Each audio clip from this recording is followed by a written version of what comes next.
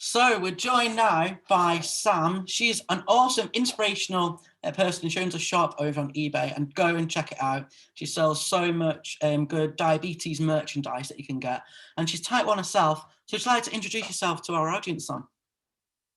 Hey, yeah, it's my first podcast, so be kind. So I've been type 1 for 7 years. Currently living in Northern Ireland. We moved here not so long ago. Basically just living the type 1 dream of day to day of roller coasters and just doing the best I can. And when was you diagnosed type 1 diabetic? Sure, I was diagnosed back in 2013. It's a bit of a strange story. Sure, I was not really in a mentally good state. Obviously growing up and whatnot, and as you do. And then I actually took an overdose and tried to kill myself, and ended up in hospital as a result of that, to be told that I was potentially type 1.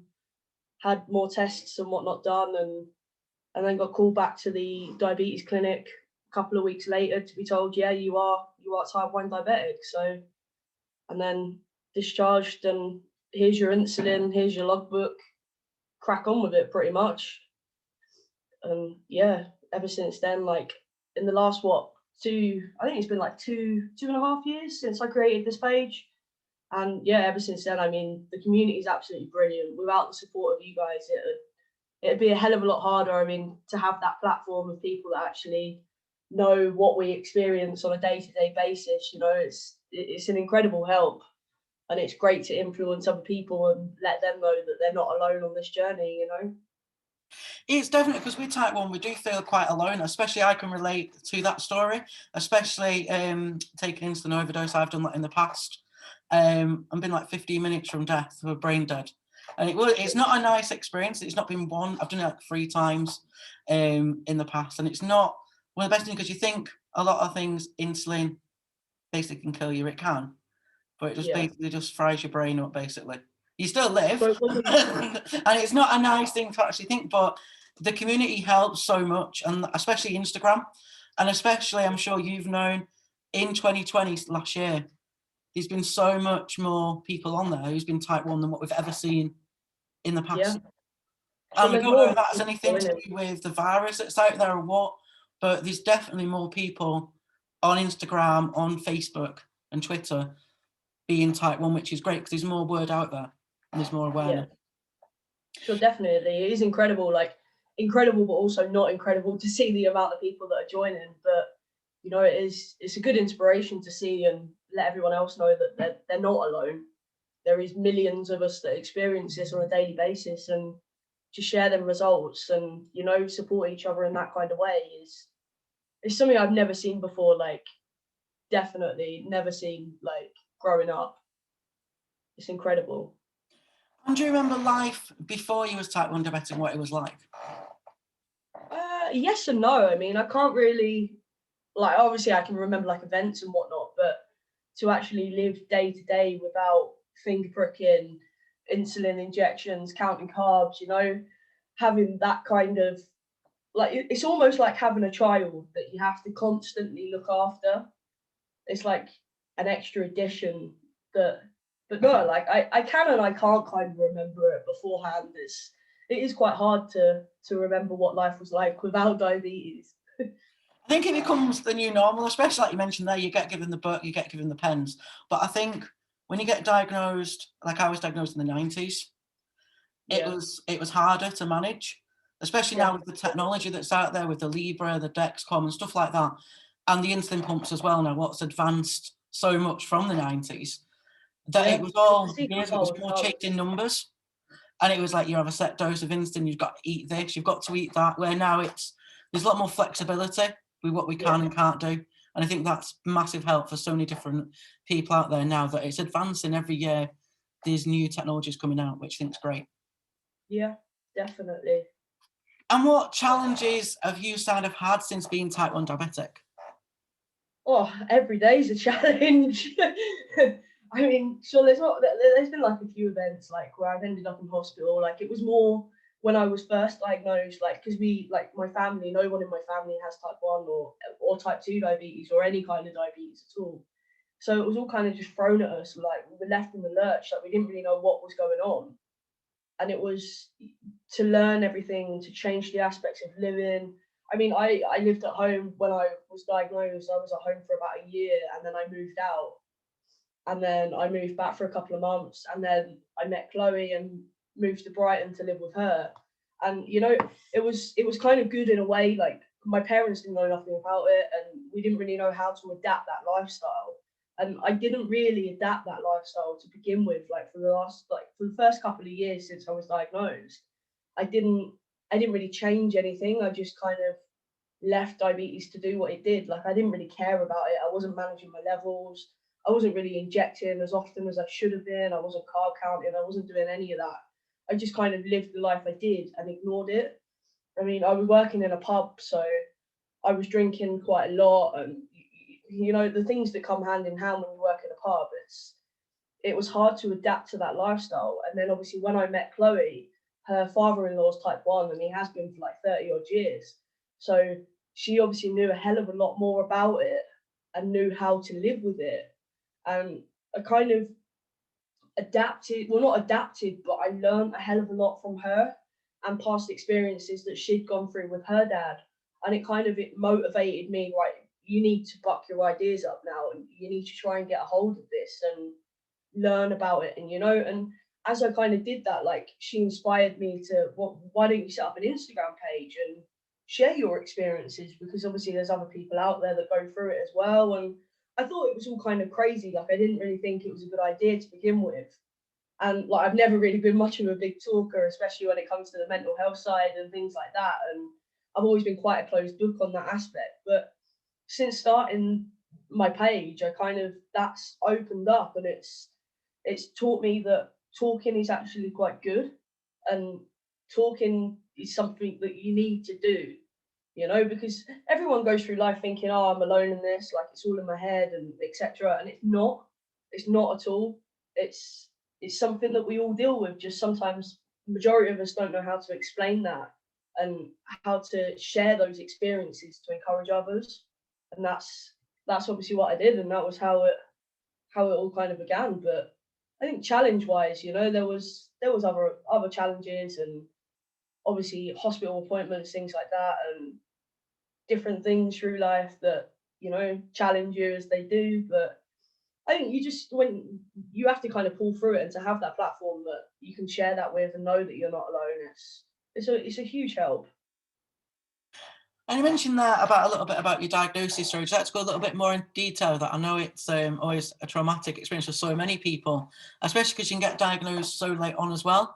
And there's a misconception there with type 1 and type 2. Because there's not even these two types we know of. There's way more types of diabetes than just two types as well. Yeah, sure. I mean, I was 20. I was working in a pub, as I said. I mentally wasn't in a great place. I'd just come out of a relationship. And yeah, I finished work one day. Somebody had messaged me, basically being a bit of an arse, and I kind of went home and got a bunch of paracetamol and went and sat in an alleyway and took all the paracetamol with a bottle of vodka, and ended up going on a bit of a crazy one afterwards. And I ended up running around my local supermarket car park of my parents, my mum chasing me to try and track me down and get me to come home. I then spent several hours in bed vomiting. I was close to passing out quite a few times. I mean, it's quite hard to remember the actual events of what unrolled, but I remember, like, I was severely ill. I couldn't stop throwing up. I was being sick for about 9 hours straight. And then my mum said, right, we have no option but to take you to the hospital. And I think she actually called an ambulance. And an ambulance came and they checked me out, and they said, yeah, like, we're going to have to bring you to hospital. There's a possibility that you need to have your stomach pumped to remove all the excess tablets that I'd taken. And yeah, I ended up in hospital. They tried to, I was talking to psychiatrists I don't know the word, but people that like kind of deal with that, and they were trying to get me to talk to someone and go for counselling and speak to a therapist, and I didn't want to do any of that. I've never wanted to see a counsellor or have a therapist or anything like that. I've never, as I said, I was quite a closed book growing up. I didn't express my emotions, or I kind of let it all bottle up, and that was obviously what happened to create that evening of where I was diagnosed. And after having several tests done and whatnot, they said to me, yeah, you're type 1 diabetic. I mean, we'll have to do more tests and whatnot, but we'll refer you to the diabetes clinic, who will be in touch and kind of tell you what to do next. And yeah, that was how it all unfolded. And you mentioned there about speaking about mental health, and that's something that we're quite passionate about with this podcast as well. So I think a lot of people with diabetes especially go through different events through the diagnosis along the journey. Like so many people, I mean, we'll talk about diabulimia and the effects of that as well. And mental health is such a big impact with diabetes. It's not spoken about enough. And it does need to be more raised, more awareness, because there is side effects to being type 1 diabetic, especially not going on to insulin as such, but insulin is a component what can later on lead to mental health as well. There's a big lead with that. Yeah, definitely. And have you ever encountered any complications with your type 1 diabetes? No, I haven't actually. I haven't really had any complications. There was at the beginning, like there was kind of where I neglected it. There was a patch where I got quite ill. I ended up with pneumonia, and I was back and forward to the hospital. I was in absolute agony. My partner was currently on holiday at the time, so I just moved to Brighton, so I was living on my own. Well, not living on my own, but I was alone at that particular time because Chloe was away on holiday, and I was in agony. Come home from work, I ended up calling myself an ambulance, and they took me to hospital. Said, no, there's absolutely nothing wrong with you. Did some tests and whatnot. They said, no, there's nothing wrong. You can go home, just take some paracetamol. That will get rid of the pain. So I was like, okay, cool. In absolute agony, like the following day, ended up going back to the hospital, and they again said, no, there's nothing wrong with you. You can go home. I was due to go on holiday about 4 or 5 days afterwards. They actually prescribed me with amoxicillin, and I got discharged. And they said, yeah, you'll be absolutely fine to fly. Whatever's going on in your body, you know, the tablets will help. And by the time you go away, you'll be absolutely fine. So I was like, okay, brilliant. I didn't think it was a really good idea at the time, but I thought, well, the hospital know what's best. They know what they're on about. You know, I'll go on holiday. I'll be fine by the time the tablets kick in. You know, I'll go and have a great time. It doesn't really matter. And I was in Mallorca for 3 days, 2 days or 3 days, and my friend that I went with, he actually said to me, it was like during the middle of the night, and I was being sick and I wasn't in a great place, and he was like, Sam, I'm gonna have to actually call you an ambulance because the way you're feeling isn't okay. And I got taken to hospital. I got told that basically if I hadn't gone to hospital within 10 minutes, I would have been dead, because my oxygen levels were that low that I would have collapsed and passed out, like, you know. And they ended up doing more tests and whatnot, and I actually got told that I had a 7 centimeter abscess on my lung. And had I had that addressed to in Brighton, or had they picked it up, should I say, then the abscess probably wouldn't have developed to how big it was. It was only because it was left for so long, and diabetes obviously played its role because my levels were high from the medication and from being ill, and that elevated my levels, which then caused the abscess to get even worse and the illness to progress. And I spent 3.5 weeks in Mallorca in hospital, and it took like 6 to 8 months afterwards to fully recover from it. I was in a pretty bad state, but apart from that instance, there's not really any complications where diabetes has impacted as such. And obviously, insulin's a massive part. It's what keeps us going. It's like liquid gold. And we're lucky here in the UK where we get it on prescription, but some other places it's costing an arm and a leg to get the essential treatment they need. But have you ever undergone any changes from your insulin since being diagnosed as well? Sure. When I was diagnosed, I was on uh, Nova Rapid and Levemir. And since, like, I think a couple of years ago, I was changed over to Fiasp and Traceba. Um, but apart from that, I mean, obviously, when I was diagnosed, there wasn't such thing as the Freestyle Libre and other technology like that. But apart from how times have gone on, I mean, I've been on the Freestyle Libre for the last year and a half, which that is absolutely incredible to grasp as to what's actually happening 24 hours a day rather than finger pricking. But insulin wise, things haven't really changed apart from changing from Nova Rapid to Fiasp and Levemir to Toshiba. But yeah, apart from that, not really And much. obviously, No. a lot of type 1 diabetics, when they get changed insulin, they always have them concerns. What would you say for type 1s that are considering or are changing their insulins over? So I mean, I think whenever anything changes with your medication wise, like it's always quite scary because it's the unknown.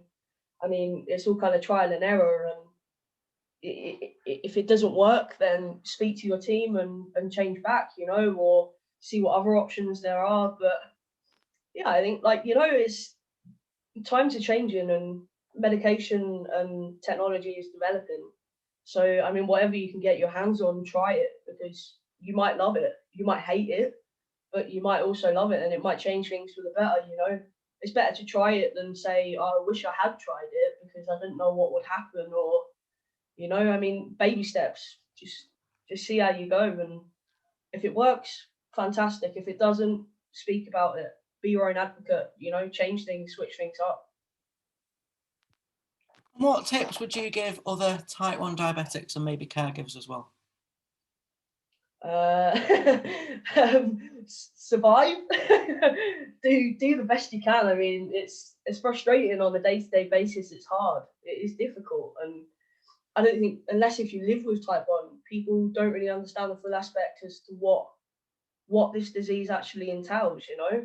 But do what you can. I mean, we're all doing an incredible thing by sharing our stories online, and I think that alone kind of motivates and teaches other people to what is actually involved in a day-to-day basis of type 1 diabetes.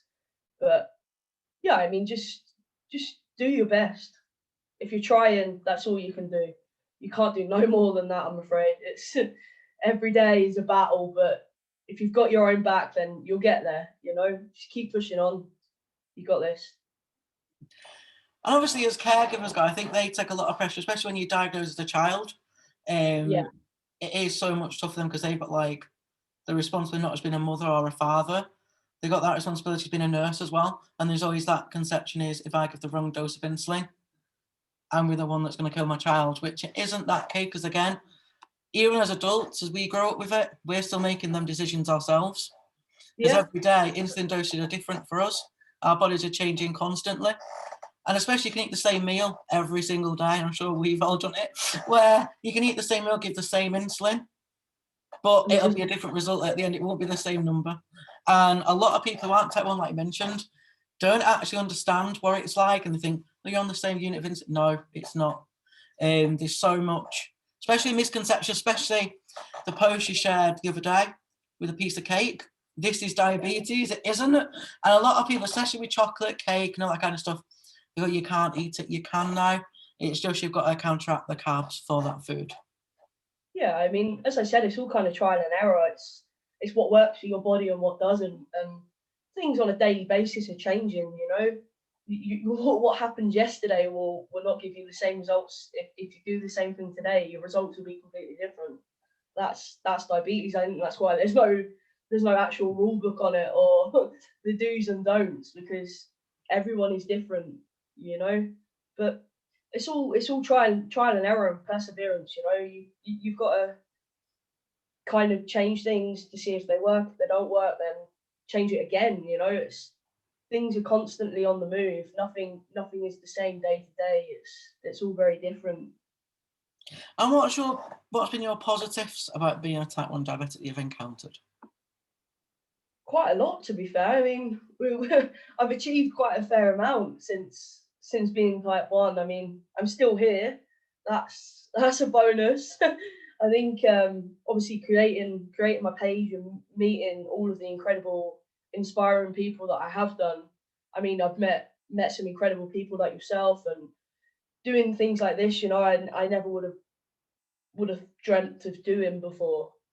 To be fair, I probably would never have had the confidence to do anything like this had it wasn't for my platform and the following that I've got.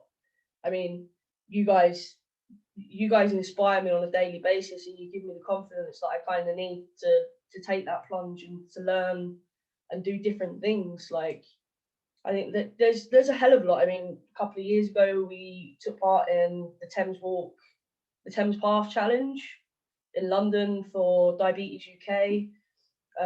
That was 10K, I believe, walk around London, which was, it was incredible to be surrounded by other type ones. Like, I've never actually met, apart from obviously Chloe's dad, like I've never really met any other type ones in real life before. There's only been like 2 or 3 instances where I've actually met somebody in real life that has type 1 diabetes. So to meet loads of other type ones was pretty incredible. Yeah, it's definitely opened up a whole book of opportunities, and it is it's been kind of positive rather than negative. I mean, I can't imagine life without type 1 diabetes now. I mean, if there was a cure, I think we'd all kind of be a little bit screwed because we wouldn't really know what to do with our lives. I'd be a little bit lost without it. I mean, it's kind of become a full-time job. Like, I have my shop, which obviously every day I'm creating new products and researching and coming up with new ideas. Like, to have that, like, that's kind of become a full-time job, and it started off as a hobby, but it's a hell of a lot more than a hobby now. It's, you know, it's incredible. Like, but yeah, there's been a hell of a lot of positives and rather than negatives, and you know. And what would you say is your most inspiration in the world at the moment? I don't. I mean, apart from everyone that I follow, I don't really feel like there's many people to be inspired by in the real world. It's a pretty scary place out there at the minute. um, yeah, I don't. I apart from obviously my followers and the people that inspire me on a daily basis on my Instagram, I don't really. I don't really. There's nobody else that I really aspire to be like. You know. And obviously times have changed since obviously the last year we've had the lockdowns and stuff. How would you say that kind of affected yourselves with type 1 diabetes? It affected you in any way? No, it's affected me a fair bit. I mean, I haven't actually seen a medical professional regarding my type 1 since January last year. I haven't had a HbA1c done. I haven't had any blood checks done. I haven't had my feet checked, my eyes checked, nothing like that. I haven't been in contact with anyone really. I spoke to my team before we moved in November, but apart from that, I haven't seen or spoken to anyone. Like, I think that in that kind of aspect, it's kind of let me down a little bit, but I'm still doing what I can, and I think I'm lucky enough to kind of have the knowledge and the background and the experiences to kind of take it on my own chin. Like, I've never really, apart from when obviously I've been in a mentally bad state, I've never really relied on my team to encourage me or point me in the right direction. Like, apart from when it comes to obviously medication and things like that, like to change things up or try new things and whatnot. You know, they're my first port of call. But yeah, I mean, there's been no support from my diabetes team at all. Since moving here, I haven't actually got a diabetes team.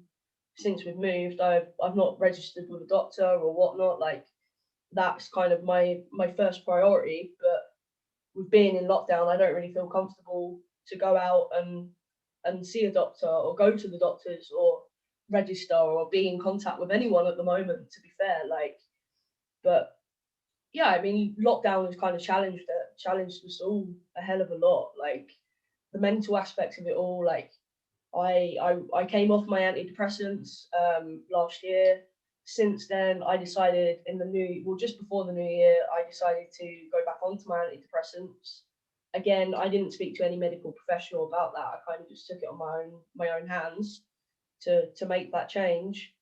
But yeah, I think like it's obviously it's impacted us all in different ways, but we're still here. We're still doing the best we can, and that's all you can do, really. I mean, the situation's pretty crap. It's not ideal for anyone, but we've got each other, and that's all we can do. Just keep trying. And as well as the mental and physical well-being, how important was that for newly diagnosed diabetics or even diagnosed for years? How is that really important for type 1s? I mean, it is fairly important, but as I said, like with my post the other day, like you can still kind of you can still do all of the things that you used to do. It doesn't, just because you've been diagnosed doesn't mean that you can't do this or you can't do that. Like life changes. I mean, you have to adapt certain things, but I don't think it really. I say that it doesn't really impact you, but it does. I mean, it impacts you a hell of a lot. But you have to take it on your stride. You have to do what you can, and you can change things. And I think, like, exercise wise and eating wise and things like that, you need to work and figure out what works for you and what doesn't. But you can still do the majority of the things that you used to do. Just there's a few more precautions and stuff that you have to take into consideration to be able to do those things. And what's your future ambitions? Still be here in 10 years' time. I mean, I don't really set myself goals or ambitions. I kind of just make it through the day and see where things go. I'm not really one for big goals or like New Year's resolutions and things like that. They don't really. I think when you set yourself too many goals, you're setting yourself high hopes, and if you don't achieve them, then you kind of you feel like you've knocked yourself back down, like you've let yourself down as such if you don't achieve them. So yeah, I'm not really one for setting big goals or ambitions. I'm just trying. That's all. And who knows, like you mentioned there, being here in 10 years' time, who knows where diabetes will be in 10 years? Because it's advancing all the time, like we mentioned about the Libras and the Dexcoms. The future is looking so much brighter now than where it was in the past. Exactly. I mean, if you look Yeah, where we were. Yeah, there's no like cure at the moment, but no one's going to say there's no cure in 10, 15, 20 years' time. But obviously, insulin manufacturer making billions of pounds, more than that, in profit. And that's why I think, because look at the coronavirus, how they got the vaccine. Yeah. So fast. Yeah, sure. They rolled that out pretty well, didn't they? They rustled that up pretty quickly. But I mean, what can you do? It's a strange situation, and it does frustrate me that there isn't a cure out there. Like, well, maybe there is a cure out there. Who knows? But maybe the pharmaceutical companies just make too much money that they won't release that cure. But I do find it very strange how far we've come with technology and research in the 10 years, or even further than 10 years. But I think hopefully, like, as time goes on, that maybe in 10 years' time there will be something. But who knows? I mean, I'm not holding on for that hope. I'm I'm not really positive that there will be a cure in 10 years' time. As I said, I think the pharmaceutical companies realise that they make too much money out of us to release a cure. But I'm incredibly glad and incredibly grateful that there's so many different things that help us to adapt to life with type 1 diabetes.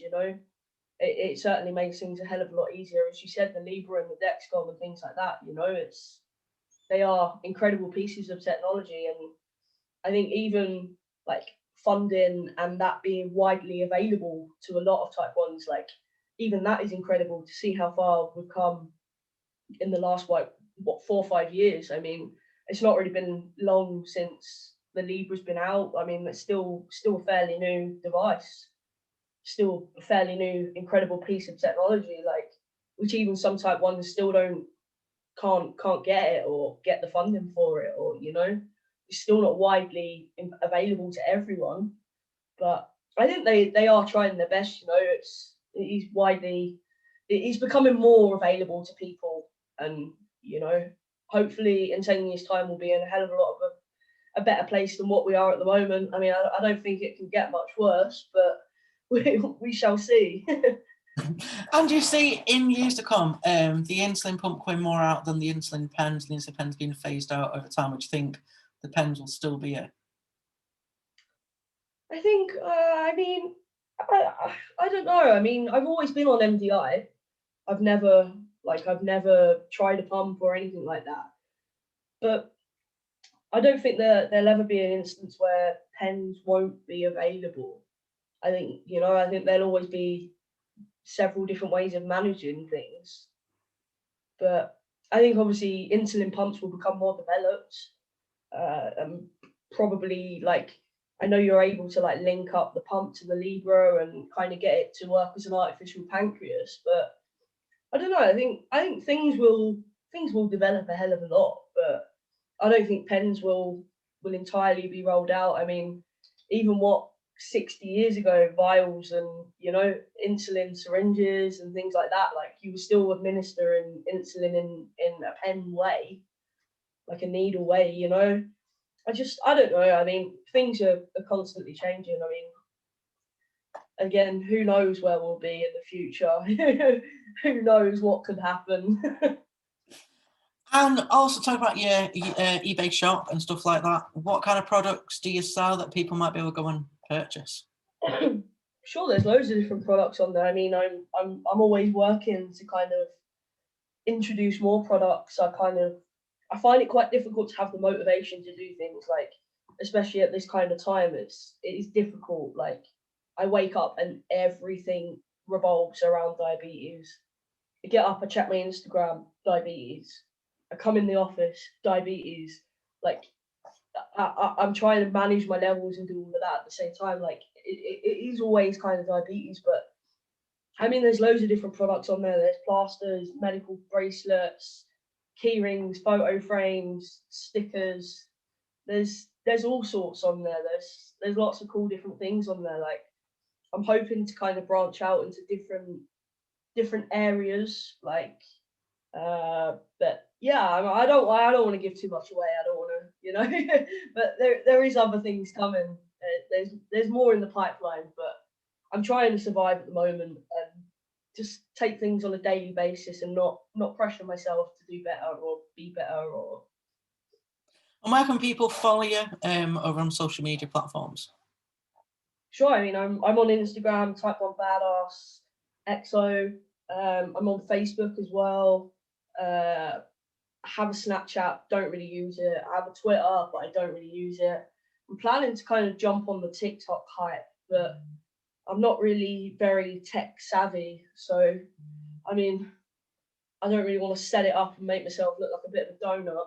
But at the same time, like, I think TikTok is a hell of a good platform to kind of branch out onto and raise more awareness on there. Yeah, I mean, there's several different ways. My inbox is always open. You can always message me on Instagram, on Facebook. I'll always reply. I mean, I'm incredibly active on there. And obviously, if there's any topics and whatnot that you want me to cover, you want me to look into, just send them over, and I'll do my best to point you in the right direction and give you the information that you're looking for. And thank you for joining us today. You're more than welcome. It's been great chatting to you.